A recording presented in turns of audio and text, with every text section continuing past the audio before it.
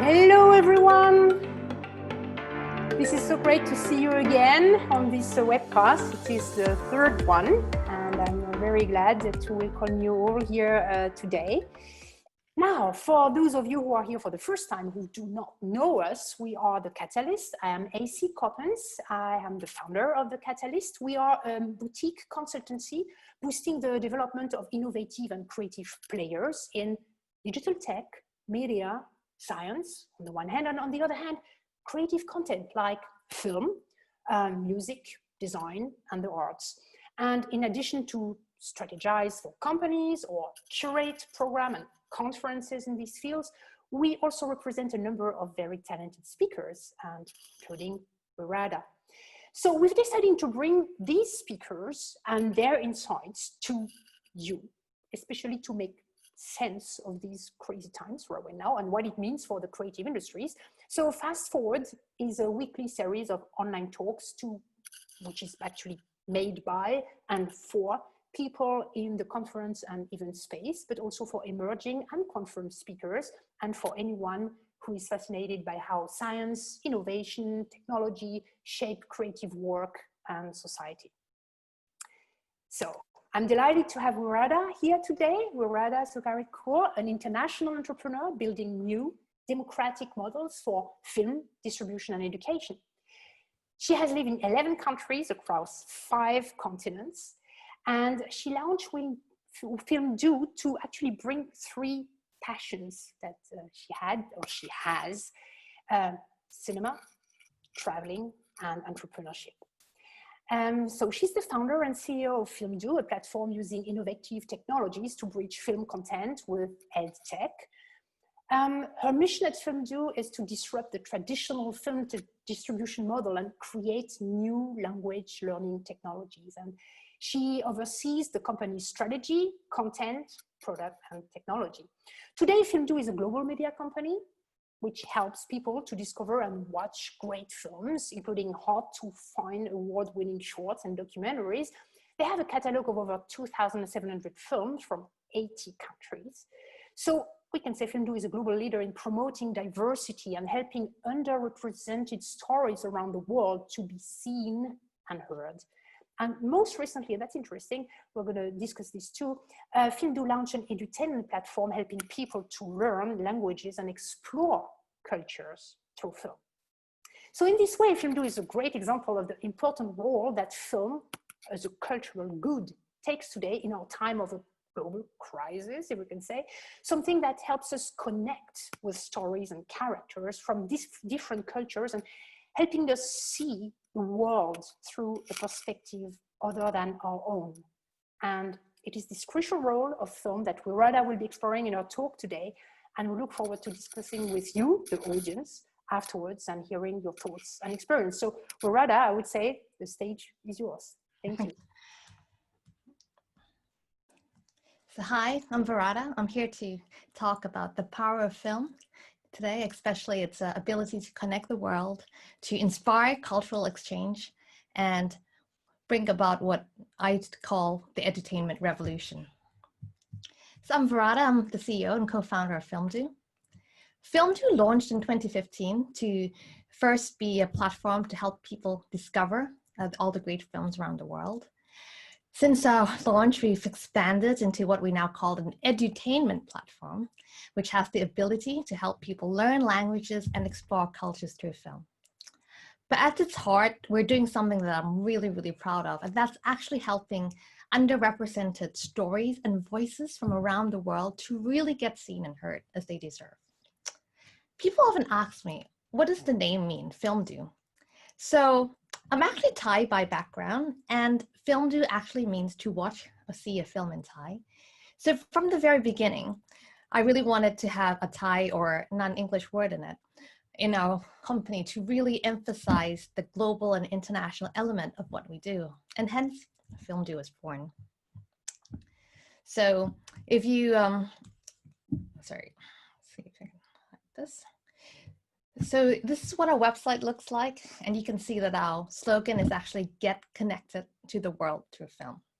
And what's great is that you can discover films by languages, by country, by category. And we have so many films from all different types of countries. We now have one of the world's biggest international film catalogs. And as I think AC mentioned, over 80 countries, multiple categories and collections. But also, we can also look at the films from diversity, really helping to showcase diverse issues, humanitarian issues, LGBT stories, for female directors, first-time directors from Africa and Latin America. So there's an opportunity there to really give filmmakers and these voices to be seen and heard that they otherwise wouldn't normally make through what we call a traditional film distribution industry. So today, FilmDoo is truly a global entertainment platform. We have the movie streaming site, but the value of film is that we can also now help people to learn languages and culture through film. We've developed some really cool technology now where you can play games, you can create interactive course content based on our films or other video content. And as I mentioned, there's real opportunities to raise diversity issues through the use of films and compelling stories. So where are we today? Most of you by now use a number of different streaming platforms. So actually, there's been what we call the rise of commoditization of culture. What does that mean? So there are a number of global platforms, as you might know, Netflix, Amazon, just to name a few, and they are increasingly around the world. But actually, at the same time, they are producing more and more of their own content, right? So even though, of course, there are, more foreign language content now on Netflix than before. But actually the problem of distribution, of helping independent filmmakers, of helping independent films to get seen and distributed, the gap is actually widening. Because actually these global players, they are of course going down their own commission content, or they're producing more TV series to of course bring back customers, that's their model. But actually what we're losing is actually this independence, allowing people to showcase their creativity. And more than ever, as we're having what we call the commoditization of culture, we need to have the ability to preserve these local culture, these local languages before they are lost. So that is why I feel really passionate about what we do at FilmDoo, to continue to play our role, to help people discover this breadth of culture, of languages, of creativity, and of voice. Film is so powerful, and Ted Hope, who's the producer of 21 Gram, actually said this best. Films have a unique capacity to create empathy for people and actions we don't know or have not yet experienced. And that's why film is so important, because it can help you to relate and have empathy for others.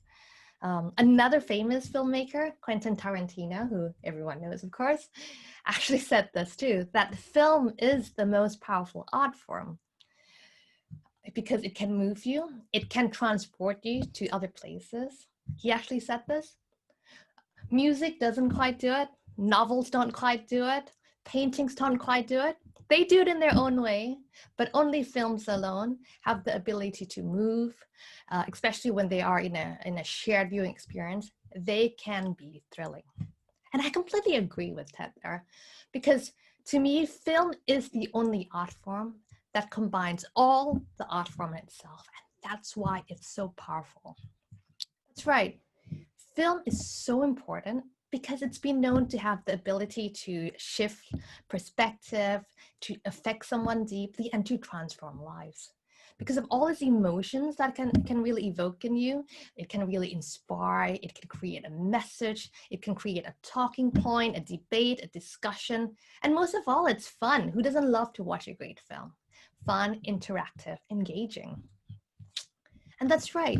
Film has the ability to inspire music, sound, sight, imagination. There's another phenomenon that's going right now. I don't want to say it's the dumbing down of content. I'd rather say it's a different kind of trend going towards short form content. As you know, we're now living in a world of TikTok, Twitter world where, we're getting shorter and shorter content and snippets. But that's why we also need long form content more than ever. As we have more of this short form content, there is a need for an equal and opposite type of content that is rich, inspiring, deep, and thought provoking. It's never been more important to have this type of content to connect the world and inspire people. And there's also another reason that we need film. It's this saying, life imitates art and art imitates life. Because it is on film that people can see, they can have role model and they can aspire to. And that's why actually film plays a very important role in inspiring diversity and inclusion in the real world. And here's a picture of my favorite, Thelma and Weerada. Perhaps some of you know her. It's Geena Davis. She's, of course, a famous actress, but she's also an activist for what we call on-screen representation.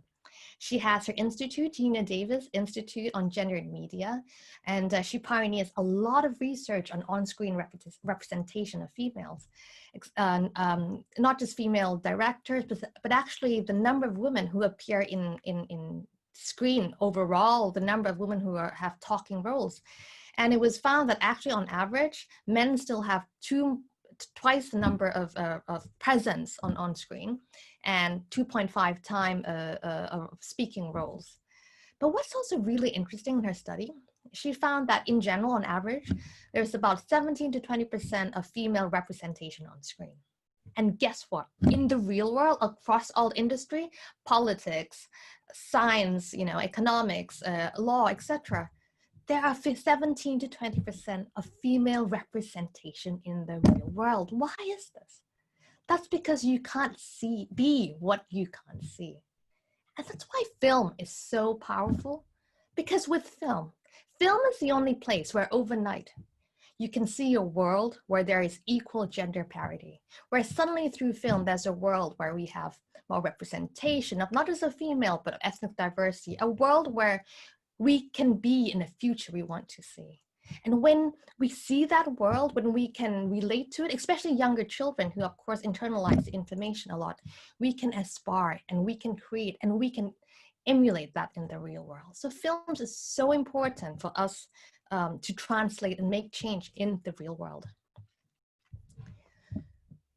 So we're living in this really paradoxical time now, because there's never been a time with greater technology. Technology access has never been greater. But at the same time, cultural access has also never been weaker.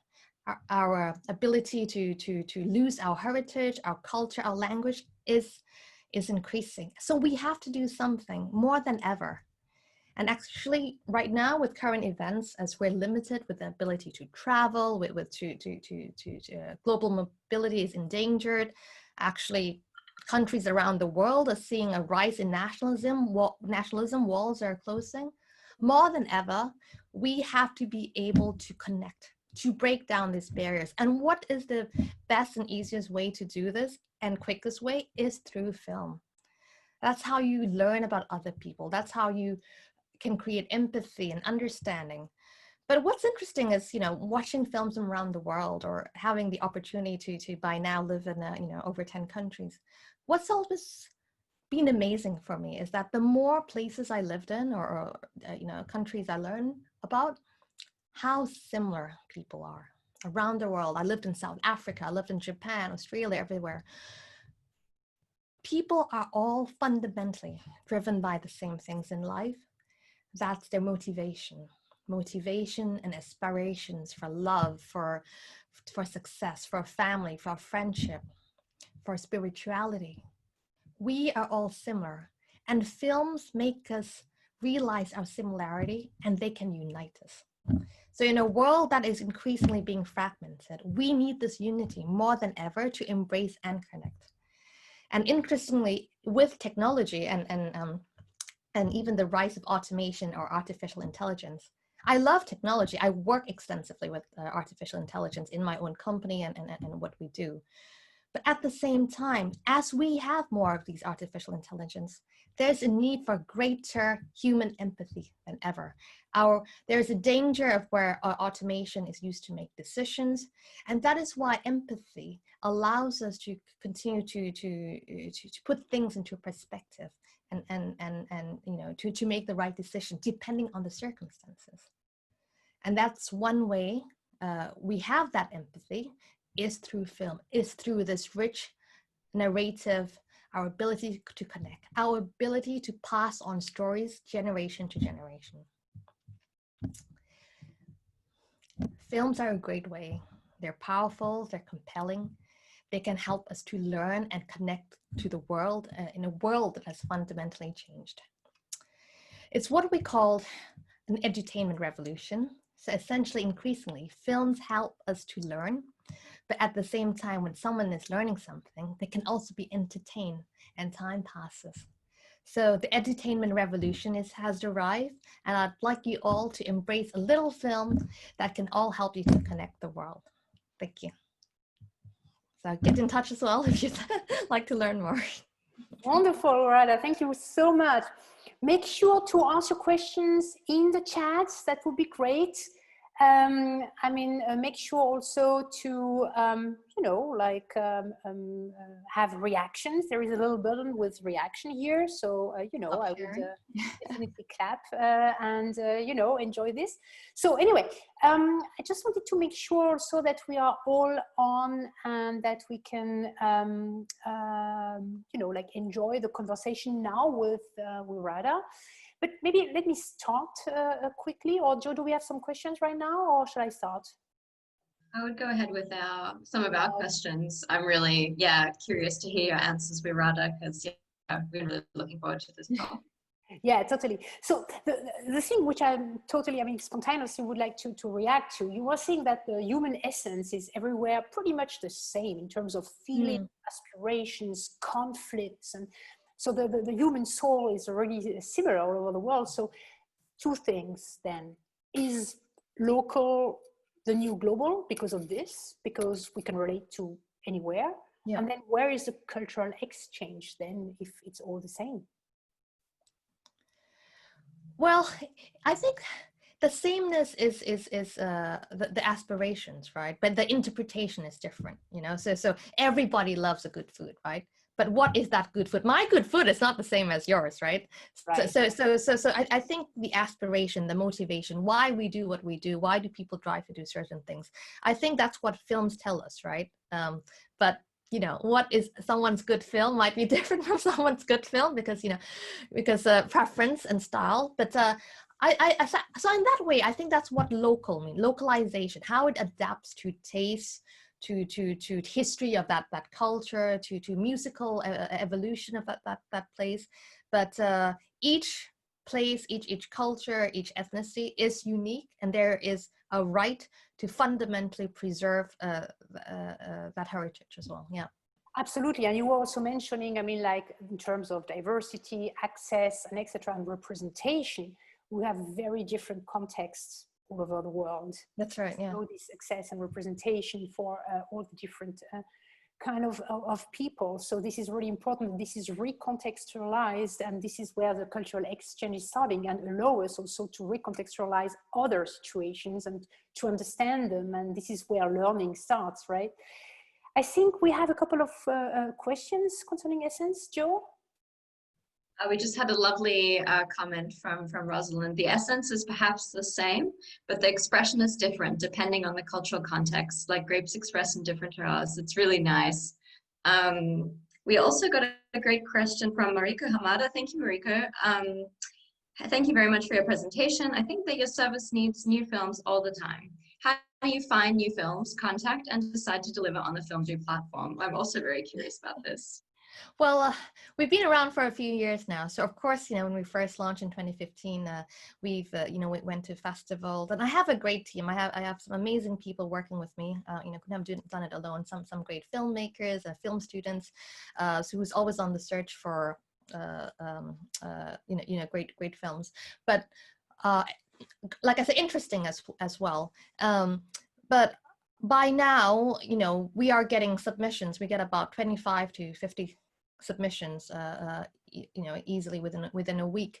And I'm proud to let it be known here first that we are within a week or 2 weeks of launching a user upload feature. It's been a long time in the making, but going forward, it will make it a lot easier for filmmakers to directly submit a film into FilmDoo. Although of course there's still a curation and to make sure that it meets the right criteria, not inciting hatred, all that.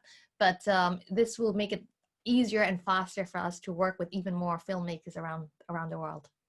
That's fantastic. Great. Yeah. I think connecting directly with that, we have a nice question from Lena Tamamat as well. Lena, you can also feel free, anyone who has a question in the chat, I can read it for you, but you can also switch on your camera and ask it personally if you would like to do that.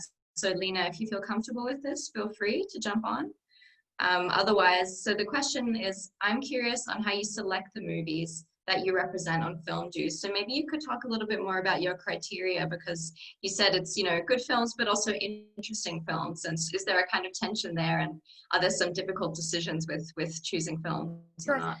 So at its core, I want to help people discover films that have the ability to inspire, evoke emotions, have a purpose. So for that reason, we don't really have what we might call abstract or experimental films. So they tend to have a narrative, if that makes sense. There is a story. But in terms of a criteria, it's not a strict criteria, but if there's a film where we feel it's inciting hatred, it's very adult themes, not but if we feel that this film can create good, there's a message at the end, there's a story to tell, then we would be open to showing that film. I also want to make it clear that film is subjective, right? So there are many great festivals, and you have to be in the top 10, top 20, and it's a shame. For me, there are so many great stories that they might not make film awards or festivals, but they still can have an impact on someone. They have a message in there, and with the right audience, they can make a difference. So in that sense, our criteria is broader, as you might say, than a traditional festival or some other platform. But the main thing is that we feel this film will give purpose to someone. May I ask a question? The next one. No, because talking about like different films, cultural value, and etc. There is all this thing with languages. And, in my email to all our contacts in the film industry, I was saying, like, we're going to cite the director of Parasite, Bong Joon-ho, who was saying in his speech at the Golden Globes, when you overcome the 1-inch tall barrier of subtitles, you will be introduced to so many more amazing films. And this is quite a sarcastic remark, actually, but it's also very powerful statement and a critical attitude, which is common in the film establishment, like in the US, where it is really rare that a foreign language film will gain as much traction as a Parasite did, right? So my question to you is, do you think that VOD services alone are able to spark wider engagement with non-English speaking films, or does this need a joint effort with other key players in the industry, maybe from festivals to distributors or film media? Yeah, I believe in a collaborative mindset. So I don't think anyone alone, but VOD absolutely has a role, because through one VOD platform, you can reach audiences around the world, right? We have over 250,000 registered members. We have people coming from Egypt, Malaysia, US.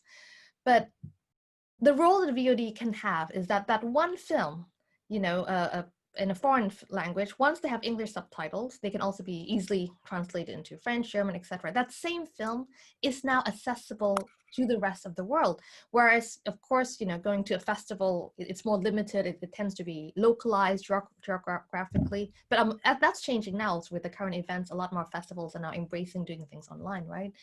But that's what's powerful about technology or platform. And I got into this not because I was a filmmaker, but because I was an audience. I worked in technology, helping supermarkets get online. Nothing sexy or glamorous at all, but I saw the power of technology. I saw, and of course I love film as an audience.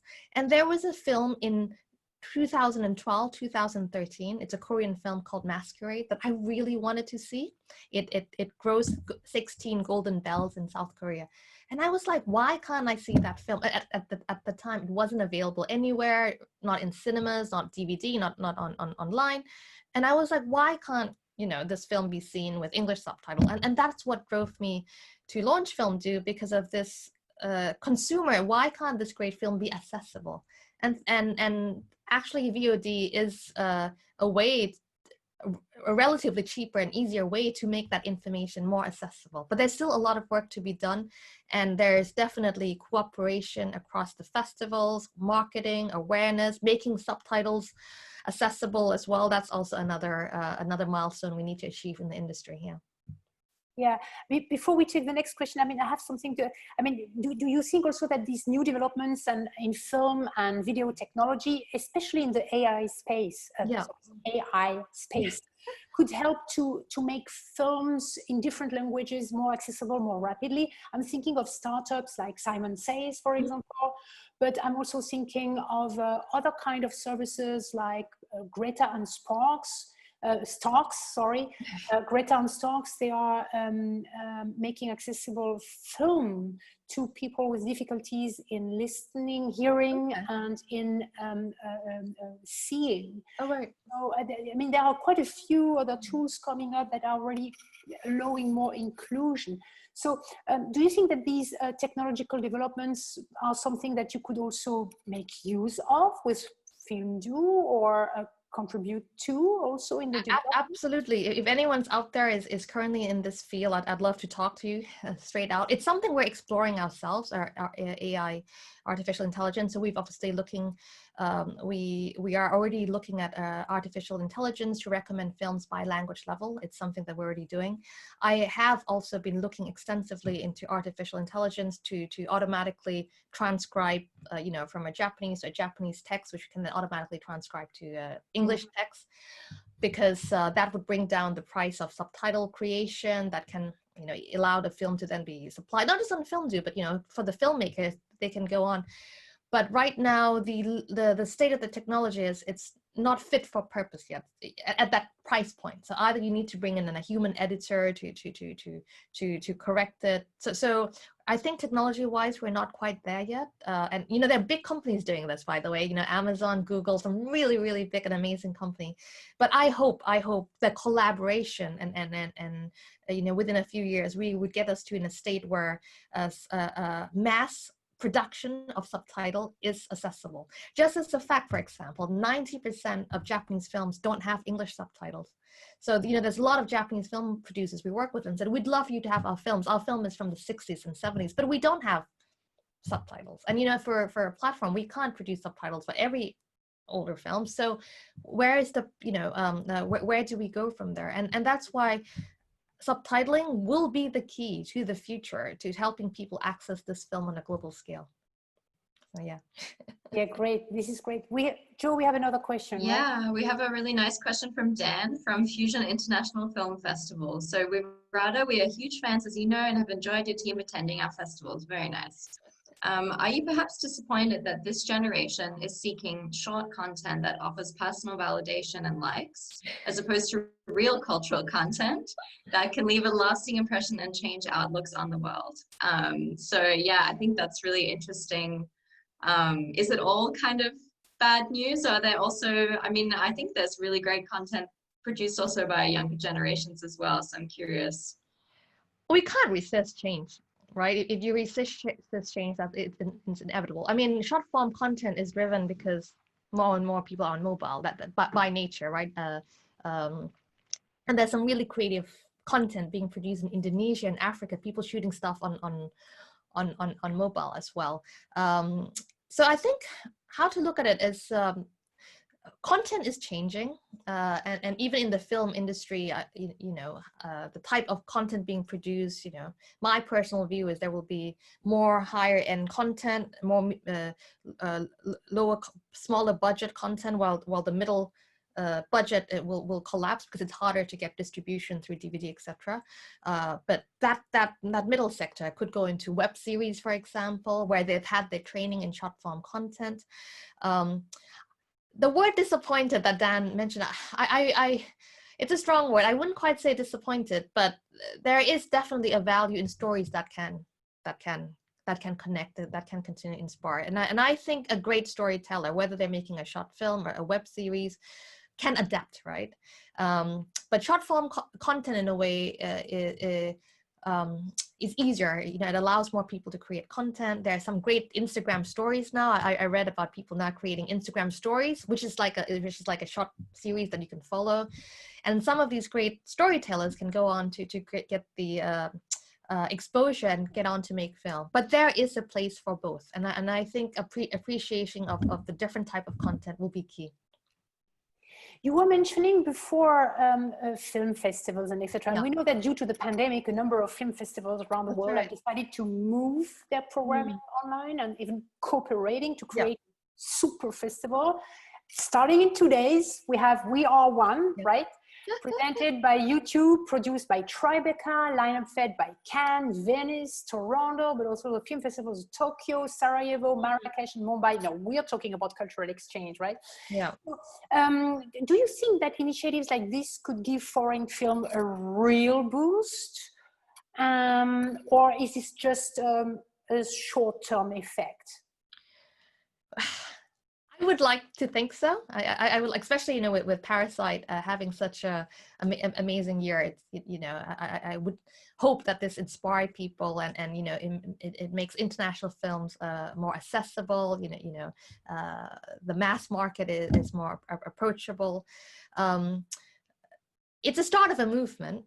But we have to continue it. Like you were saying, you know, the press have to talk about it. These films have to be shown in schools. Parents have to be open to watching foreign language film with children as well. It starts at the home. I got into watching foreign language films because my father studied in Paris. So I watched a lot of French film growing up with my father since I was a little girl. So you know that was the kind of exposure. So I was not afraid of reading a subtitle on a film.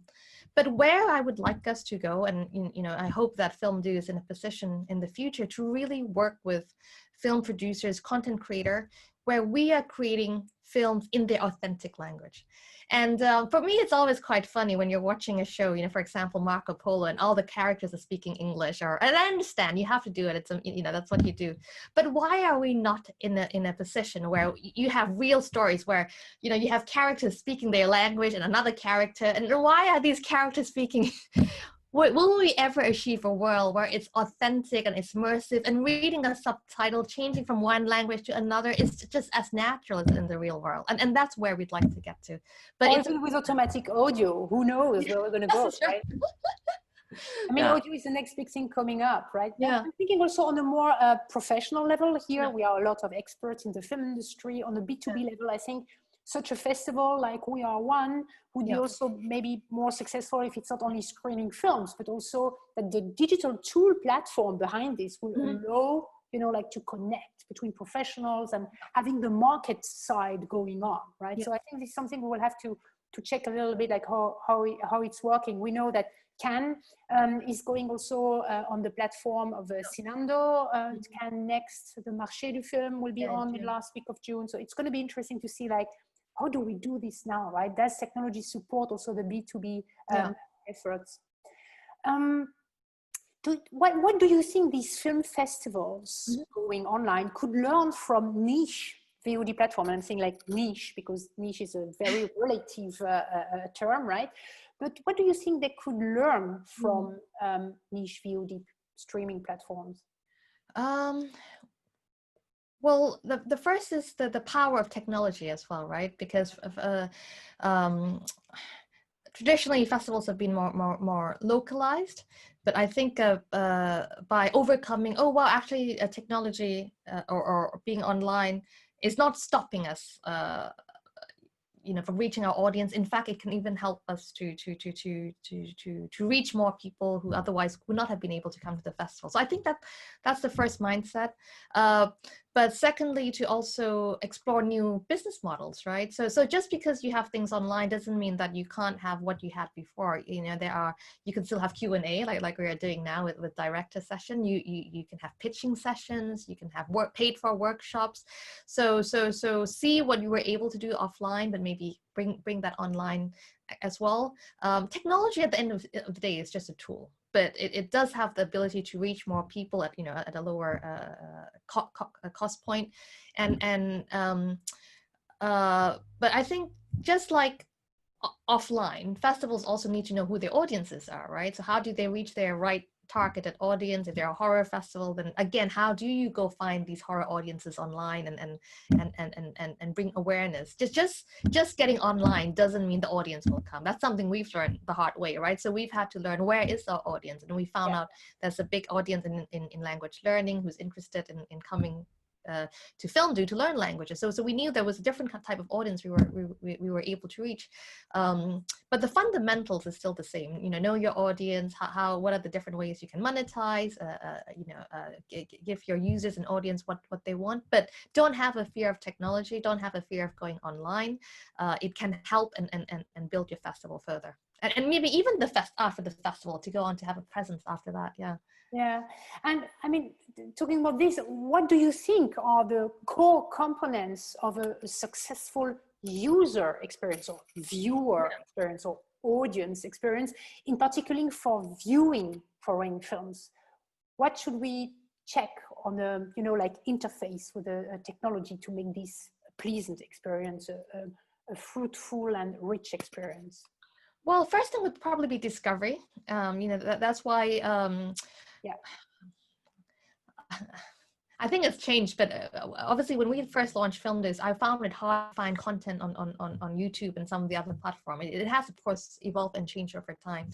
But I think making curation, making discovery really easy. And that's why, of course, we've gone down the curation by languages, curation by country, and people really value that.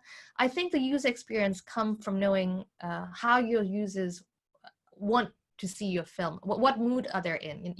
Maybe some other platforms go, language is not big for them, but they go by different categorizations, right? They might go for when to watch. I'm looking for a film to watch with my children. I'm looking for a film for a date night. So it depends on your users coming to the platform, how they're using it, curation, discovery, but also interesting innovation that can help you differentiate from other platforms, for example. So I think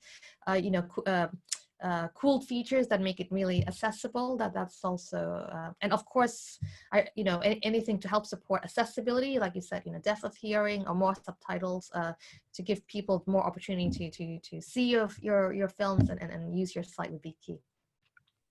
Great. I think we have one more audience question. We have time for one more from James Bond. So we talked a little bit about. I want to see this guy. Make your camera.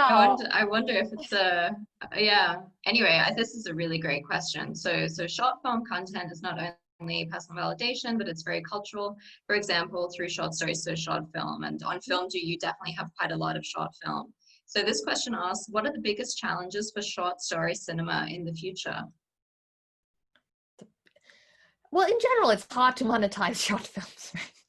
Just in general. I mean, although that's often not the goal of short films. So a lot of great filmmakers make short film as a business card. You get discovered. That many short films are available for free. You use this to get your first job as I don't know, in advertising, and then you get noticed, and then you go on to make a film. But in general, it's very hard to monetize short films. There are some short film festivals, and there are, of course, some short film platform. So what we do at FilmDoo that I'm also quite proud of is we curate the short film into a compilation. So we bring a series of short film, say we just launched one called the French Touch series. So French Touch Girls of Summer. So it's all about, young coming of age girls over summer, French Touch, French Fright, so French horror stories. I love it. You do, yeah. So when you compile them into a feature, you sell them as a feature, right? So people's ability to, okay, I'm happy to pay for a feature, but I wouldn't have been happy to pay for a short, if that makes sense. So I think monetization is still the main thing for short films, but you know, we're working to change that. There's a lot of great companies also hoping to do a lot more and help short filmmakers. But like I said, I think short films, the end purpose is often a discovery, profile racing. So it serves different purposes. Yeah, yeah. Wonderful. By the way, Joe is super active on the chat, putting all the great content, the links and etc. Oh, brilliant. So, you know, we will have this chat a little bit longer open so that you can check the links before it is closing here. But yeah, I still have another question, if I may. May I, Joe? Do I have the time to put another question? I think go ahead. We're all still here. I'm curious. So yes, wonderful. So, I mean, we were talking about all this, but I want something concrete now. Are there any films available to watch on FilmDoo right now that you would actually recommend to us as a good and powerful example on how audiovisual media is actually facilitating cultural exchange? Is there anything you would like to recommend to us, Weerada? Yeah, absolutely. The whole collection. I'll mention 3 films which I really enjoy, and you know, and obviously I'll give a code to watch a free film as well, so you can try it out for free. Oh yeah, okay, that's a surprise. We didn't know. This is great. Wow. I'll give the name of the film first, and this is the kind of film why we do what we do at FilmDoo. Mm-hmm. The first one is called In the Absence of the Sun. In the Absence of the Sun. It's an Indonesian film, and we at that time we were the first to release internationally outside of Indonesia. But it's by a young Indonesian filmmaker. The story is about, you know, a young girl and her lover who grew abroad in New York, and then they have to move back to Jakarta. And then, you know, obviously coming back to Jakarta, it's all about the modern, trying to fit in traditionally, family issues. But it really gives Indonesian a new light. You know, sometimes you see Asian film, it's always stories about poverty and, you know, crime and drugs. But actually, this shows modern Jakarta, beautiful city. You know, what are real young Indonesians going through? Educated Indonesians who live in New York coming back, what are the issues do they face? How do they assimilate back to that culture? And I like this kind because it's the modernity, you know, East meets West, and it really, it's a real cultural exchange, right? So I think stories like this need to be seen and heard. The second film is called Mongolian Bling. It's actually a Mongolian documentary about rappers in Mongolia. And it makes you think, what is it like to be a Mongolian in the 21st century? So they interview, you know, rap stars, gangster raps in Mongolian. Someone is trying to combine a traditional Mongolian music with rap, and it's really fascinating, you know, how music evolved in far corner of the world. You know, how do, again, they combine the Mongolian tradition and culture. And the last film is a film called Sway. It's by a young Thai Chinese American director, and his first film got into Toronto, and again, we're really proud to be able to show the story. And it's about three stories. One is in Hong Kong, one is in Paris about a Hong Kong couple, and one's in Bangkok, and I think the other one is in Japan. And basically, again, it's about, you know, international issues of, you know, people wanting to go abroad, you know, a Japanese. Of a foreigner who's married to a Japanese family and trying to assimilate. So again, these are modern issues of how real people are embracing questions of cultural, how they're integrating. And again, you know, what I mentioned, how they're all similar, driven by love, you know, passion, success in life, family. These are the kind of stories that you know, really deserves to be seen and heard. But yeah, so if you'd like to see the film, we're giving a free film code. It's Together with Film. Same word, Together with Film, all capitalized and all same word. And when you're checking out, you can use the code to watch any film for free, not just those 3, but those are the 3 that I am particularly passionate about. Yeah. Wow, thank you for this fantastic present. I can say, I'm so glad you mentioned In the Absence of the Sun. It's a film of Luki Kuswandi, who is he's a great friend of mine. Oh, yes. Oh. So it's really so incredible. I mean, this is not at all prepared, but awesome filmmaker. We met in Jakarta in a film festival, and Oh, wow. he's fantastic. So and I was mentioning in the chat, it's a fantastic title, very emotional, and actually telling the whole story in a couple of words. It's a fantastic film, really. So I'm glad you mentioned it. That's great. This is not prepared, by the way, everyone. No, this is not prepared at all. Really, we swear. This is totally authentic here. So great. Do we have further questions, Joe, in the chat? I think that's it. But if anyone, has a quick question they want to ask last. But yeah, I think everyone's saying, what a great session. I agree. I think it's been really, really nice. Totally, me too. So thank you so much, Weerada. It was really a great discussion.